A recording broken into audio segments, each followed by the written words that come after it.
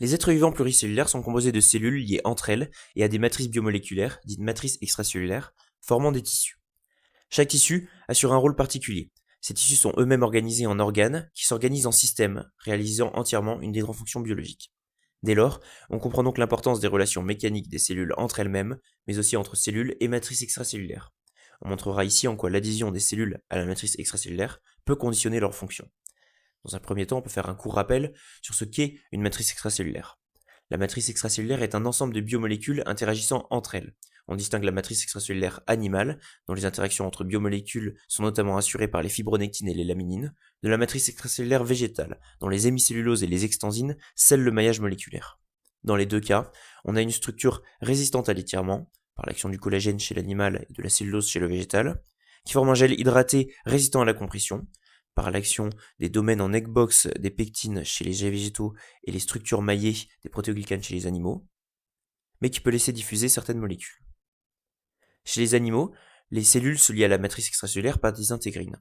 Chez les végétaux, la matrice extracellulaire entoure et délimite l'entièreté de la cellule. Il existe aussi d'autres structures assurant l'interaction matrice extracellulaire, cellule végétale.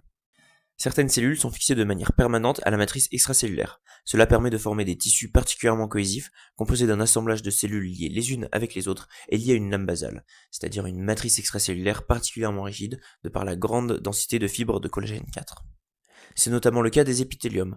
Leur fixation à la lame basale, combinée à l'existence de jonctions serrées entre les cellules, forme un tissu si cohésif que presque aucune molécule ne peut passer entre ces cellules. Et c'est bien là tout l'intérêt biologique. Sans la fixation à la lame basale, les entérocytes ne pourraient pas assurer leur fonction de barrière absorbante. De plus, l'interaction directe entre matrice extracellulaire et cytosquelette au niveau des hémidesmosomes crée un continuum mécanique le long de ce tissu, le rendant donc mécaniquement résistant. Certaines cellules sont même entourées de matrices extracellulaires. Les interactions entre matrices extracellulaires et cellules se situent donc sur toute la membrane plasmique. C'est notamment le cas de la plupart des cellules végétales. Cela donne des propriétés de résistance hors normes à ce type de cellules. Ainsi, les cellules végétales sont capables de subir de très fortes pressions hydrostatiques, permettant donc les phénomènes de turgescence ayant de multiples rôles, que ce soit le transport des sèves, l'orientation de la croissance, l'ouverture des stomates, etc. Chez certaines cellules, au contraire, les interactions avec la matrice extracellulaire ne sont pas pérennes, et l'adhésion à la matrice extracellulaire permet notamment le déplacement de ces cellules. C'est le cas des cellules à phénotype migratoire du mésoderme qui se déplacent le long de la matrice extracellulaire dans le blastocèle lors de la gastrulation pendant le développement embryonnaire. Ce déplacement a pour origine les changements de structure du cytosquelette et est permis par des changements d'interaction entre la cellule et les intégrines. De récentes recherches prouvent que la matrice extracellulaire assure aussi un rôle de communication avec les cellules. Il existe alors plusieurs modalités, mécaniques ou chimiques. On a pu montrer que les propriétés mécaniques de la matrice extracellulaire pouvaient être discernées par des structures cellulaires, celles-ci se propageant dans les intégrines et le long des cytosquelettes.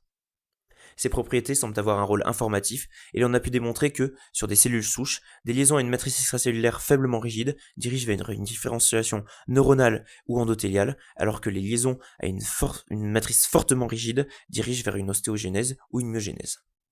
La matrice extracellulaire peut aussi avoir un rôle de stockage des molécules informatives libérées par des cellules, notamment par des interactions électrostatiques entre protéoglycanes et ces mêmes molécules.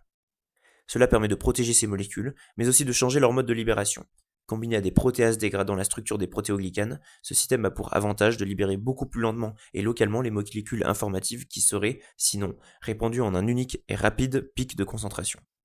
La voie de signalisation est donc ici plus durable et plus précise. Pour conclure, l'adhésion des cellules à leur matrice extracellulaire est primordiale pour que celles-ci assurent leur fonction. Elle permet une unité structurelle et une proximité des cellules réalisant la même fonction biologique, formant ainsi des tissus. Elle induit des propriétés spécifiques aux cellules en lien avec leur fonction. Elle favorise aussi la communication entre cellules de l'organisme et elle dirige même la différenciation des cellules souches en fonction de la structure de la matrice extracellulaire environnante. La matrice extracellulaire a donc une multitude de fonctions directement en relation avec les cellules qui l'entourent. Elle est donc encore aujourd'hui le sujet de nombreuses recherches.